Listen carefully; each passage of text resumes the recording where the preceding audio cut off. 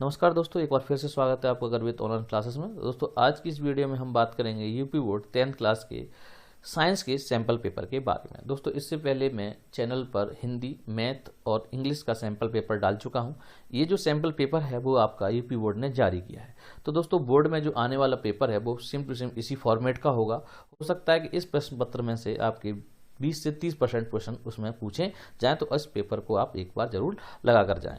बाकी मैं इसके जो सिलेबस की वीडियो भी मैं चैनल पर डाल चुका हूं, तो उसका लिंक जो है वो आपको डिस्क्रिप्शन में मिल जाएगा। सिंपल आप उस लिंक पर क्लिक करके उस वीडियो को आप देख सकते हैं। उसमें आप देख पाएंगे कि कितना सिलेबस आपको पढ़ना है और कितना सिलेबस आपको नहीं पढ़ना है। ठीक है, तो एक बार देख लेते हैं। आदर्श प्रश्न पत्र विषय विज्ञान कक्षा 10 सत्र आपका 2022 से 2023। ठीक है, इसमें जो समय दिया जाएगा वो दिया जाएगा आपका 3 घंटे 15 मिनट और जो पूर्णांक होगा वो आपका 70 अंक का होगा। इसमें से 30 अंक जो है वो आपको कॉलेज से प्रैक्टिकल के रूप में दिए जाएंगे। ठीक है, तो जो पूरा पेपर जो है वो आपका 100 अंक का हो जाएगा। कहने का 70 अंक का यहाँ पर लिखित परीक्षा और आपका 30 अंक का प्रैक्टिकल जो आपको कॉलेज में कराया जाएगा। ठीक है, अब बात करते हैं इसके कुछ निर्देश की। तो निर्देश नंबर फर्स्ट है आपका, प्रारंभ में 15 मिनट परीक्षार्थियों को प्रश्न पत्र पढ़ने के लिए निर्धारित है।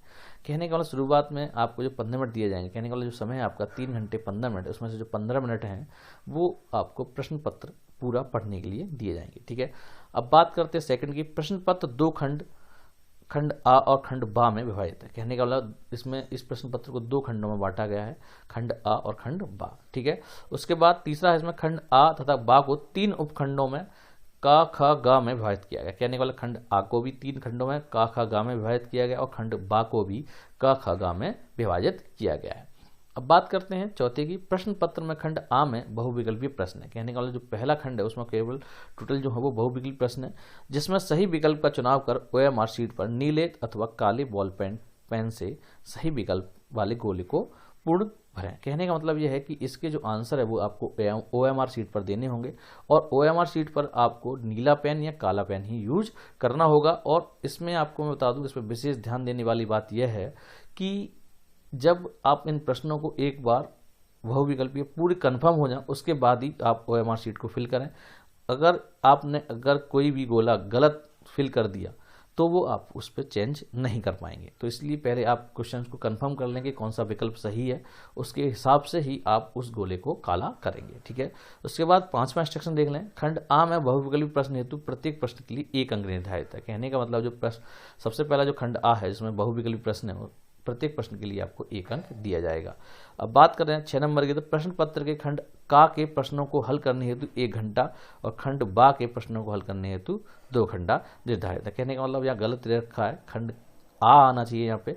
ठीक है, तो खंड आ में जो आपको बहुविकल्पीय प्रश्न दे रखे हैं उसके लिए 1 घंटा निर्धारित है और खंड बा के लिए आपको 2 घंटे निर्धारित है। ऐसा कुछ नहीं है, अगर आप खंड आ के प्रश्नों को आप 1 घंटे से पहले प्रश्न हल कर लेते हैं तो बाकी बचा हुआ समय आप अपने थ्योरेटिकल जो खंड बा है उसके लिए आप यूज कर सकते हैं। ठीक है, इसमें कोई समय की कोई पाबंदी नहीं है। ठीक है, उसके बाद बात करेंगे इंस्ट्रक्शन नंबर 7। खंड बा में वर्णनात्मक प्रश्न है।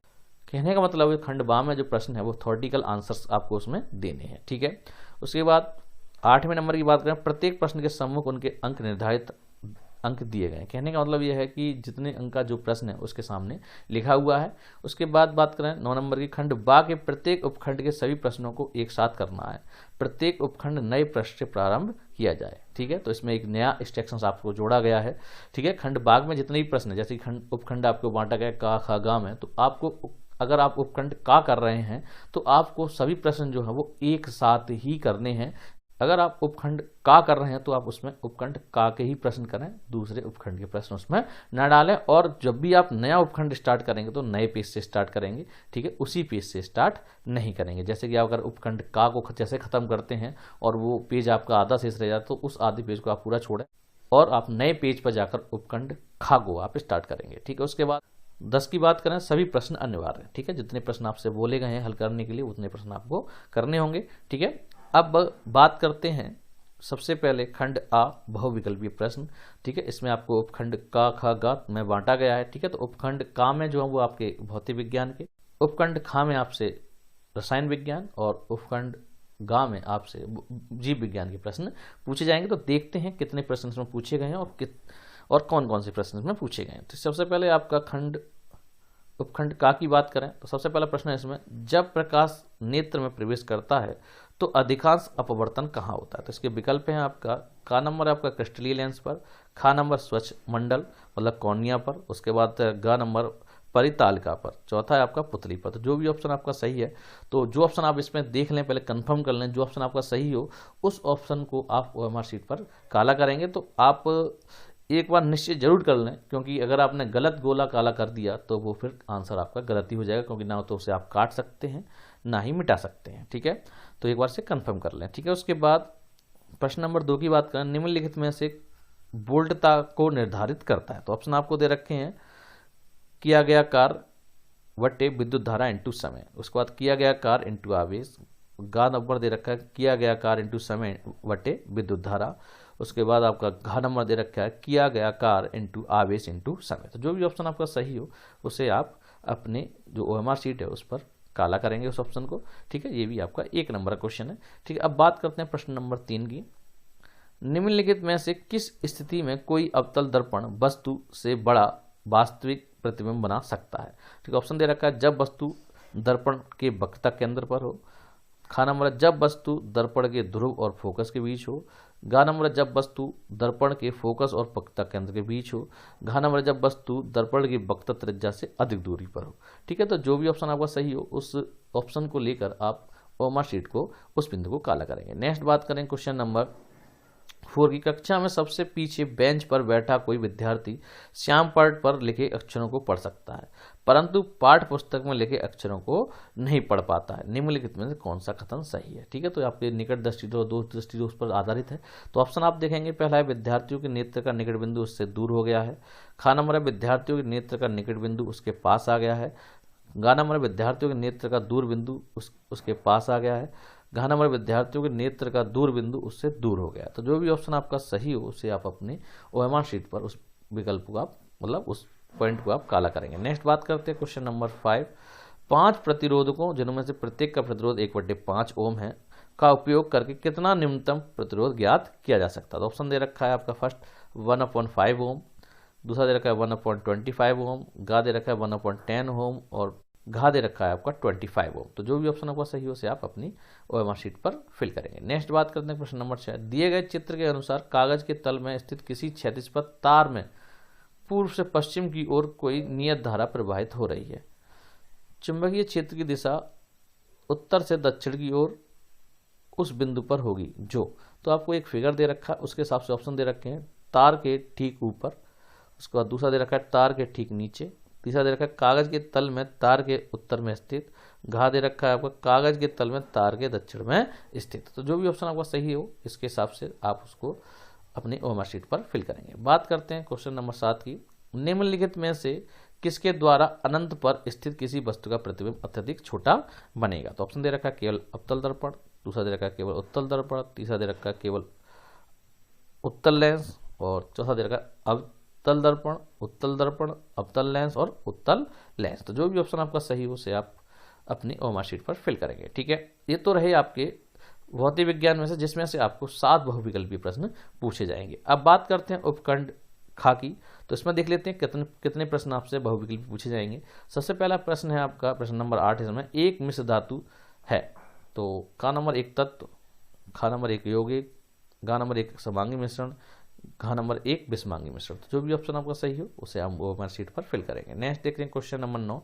निम्नलिखित में से असंतृप्त हाइड्रोकार्बन को पहचानिए। ठीक है, तो असंतृप्त हाइड्रोकार्बन दे रखा है पहला option CH3 single bond CH2 single bond CH2 single bond CH3, उसके बाद दे रखा है दूसरा आपका B CH3 single bond CH double bond CH single bond CH3, उसके बाद फिर से दे रखा है आपका CH3 single bond CH single bond CH3 और एक आपको श्रृंखला दे रखी है सिंगल बॉन्ड CH3, उसके बाद D दे रखा है CH3 single bond CH double bond CH2 single bond CH3। तो जो भी ऑप्शन आपका, अब इसके हिसाब से आपको दे रखा है आपका का नंबर A तथा B, खा नंबर B तथा D, गा नंबर C तथा D और घा नंबर B तथा C।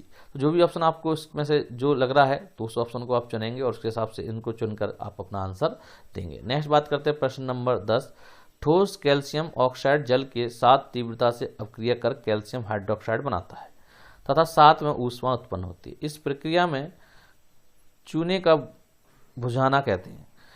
कैल्शियम हाइड्रोक्साइड जल में घुलकर इसका विलयन बनाता है, जिसे चूने का पानी कहते हैं। निम्नलिखित में से कौन सा कथन चूने के बुझाने तथा उसके विलयन बनने के लिए सत्य है? तो ऑप्शन आपको पहले इसमें आपको कुछ पहले ऑप्शन दे रखे हैं, उसके हिसाब से फिर आपको नीचे आंसर देना है। पहला दे रखा है यह एक ऊष्मा शोषी अपक्रिया है।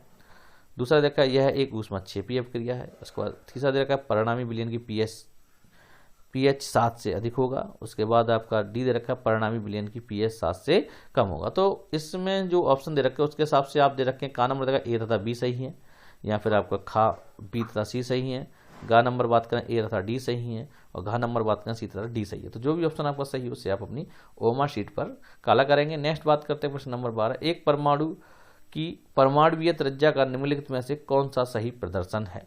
ठीक है, तो इसमें आपको कुछ फिगर दे रखे, तो इसके साथ पहला विकल्प जो है फर्स्ट तथा सेकंड दे रखा है आपका सेकंड तथा थर्ड दे रखा है आपका थर्ड तथा फोर्थ। उसके बाद घा नंबर दे रखा है फर्स्ट एंड फोर्थ। तो जो भी आप इस फिगर को देखेंगे और जो भी ऑप्शन आपका सही होगा उससे आपका मार्कशीट पर काला। प्रश्न नंबर 12, कॉलम ए में दिए गए रासायनिक पदार्थों का सम्मेलन कॉलम बी में दिए गए उनके अनुप्रयोगों से कीजिए। तो कॉलम ए दे रखा है और कॉलम बी दे रखा है, इसको आपको क्या करना है, सही मिलान करना है। और सही मिलान का जो क्रम दे रखा है वो आपको का खा गा के हिसाब से आपको आंसर देना है। जैसे ब्लीचिंग पाउडर दे रखा है इधर, ठीक है, तो ब्लीचिंग पाउडर का संबंध किससे है? उसके बाद बेकिंग सोडा है, धावन सोडा है, सोडियम क्लोराइड है। आप इनके बीच में संबंध स्थापित करेंगे, उस संबंध के हिसाब से आपका जो ऑप्शन सही बैठता है उसे आप मार्कशीट पर काला करेंगे। नेक्स्ट देखते हैं क्वेश्चन नंबर 13। नीले लिटमस पत्र को लाल कर देता है। ठीक है, तो इसमें से आपको जैसे दे रखा है कि यहाँ पे या तो क्षार आएगा या फिर अम्ल आएगा। ठीक है, तो यहाँ पर आप देख सकते हैं नीले लिटमस पेपर को लाल कर देता है, तो वो अम्ल होते हैं। ठीक है, तो अम्ल मतलब खा नंबर जो है वो ऑप्शन आपको ओएमआर शीट पर काला करना पड़ेगा। तो दोस्तों इसमें आपसे टोटल जो है 6 प्रश्न आपसे इसमें पूछे गए हैं। कहने का मतलब केमिस्ट्री से आपके टोटल 6 प्रश्न में पूछे जाएंगे। तो टोटल कितने हो गए आपके? 13 प्रश्न हो गए। अब रह गए आपके 7 प्रश्न जो आपसे बायोलॉजी में मतलब उपखंड गा में से पूछे जाएंगे। तो देखते हैं प्रश्न नंबर 14। चूने के पानी से भरी परखनली में जब मुंह द्वारा फूंका जाता है तब चूने का पानी किसकी मौजूदगी के कारण दूधिया हो जाता है? तो ऑप्शन का है आपका ऑक्सीजन, दूसरा खा है आपका कार्बन डाइऑक्साइड, गा है आपका नाइट्रोजन, और चौथा है आपका जल वाष्प। जो भी ऑप्शन आपका सही हो उसे आप अपनी ओएमआर शीट पर काला करेंगे। नेक्स्ट बात करते हैं क्वेश्चन नंबर 15। कुछ डायनासोर एक पर मौजूद थे किंतु उड़ नहीं सकते थे, लेकिन पक्षियों में पर होते हैं जो उन्हें उड़ने में मदद करते हैं। विकास के संदर्भ में इसका क्या अर्थ हुआ? ठीक है, तो इसमें ऑप्शन दे रखे हैं। पहला ऑप्शन है आपका सरीसृपों की उत्पत्ति पक्षियों से हुई है। खा नंबर सरीसृपों और पक्षियों के बीच कोई विकास संबंध नहीं है।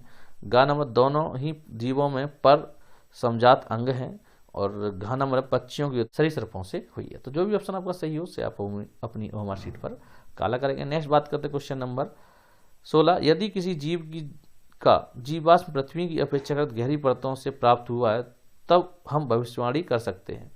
अब इसमें ऑप्शन दे रखे हैं। का नंबर जीव का विलय हाल ही के कुछ वर्षों में हुआ है। खा नंबर का जीवों का विलय हजारों वर्ष पूर्व हुआ है। गा नंबर पृथ्वी की परतों पर जीवाश्म की स्थिति का जीव के विलुप्त होने की अवधि से कोई संबंध नहीं है। अगर बात करें घा नंबर की तो विलुप्त होने की अवधि का निर्धारण नहीं किया जा सकता। ठीक है, तो जो भी ऑप्शन आपको सही है हो उसे आप अपनी ओएमआर शीट पर उस बिंदु को आप उस ऑप्शन को आप काला करेंगे। नेक्स्ट बात करते हैं प्रश्न नंबर 17। चित्र में भाग ए बी सी किस क्रम में होते हैं? ठीक है, तो इस क्रम के हिसाब से आप ऑप्शन दे सकते हैं। पहला आपका बीज पत्र, प्रांकुर या मूलांकुर, उसके बाद प्रांकुर, मूलांकुर या बीज पत्र, तीसरा दे रखा है प्रांकुर, बीज पत्र या मूलांकुर, चौथा दे रखा है मूलांकुर, बीज पत्र या प्रांकुर। तो जो भी ऑप्शन आपका सही हो उसके हिसाब से तो वो ऑप्शन आप उस ऑप्शन को आप ओएमआर शीट पर काला करेंगे। नेक्स्ट बात करते हैं क्वेश्चन नंबर 18।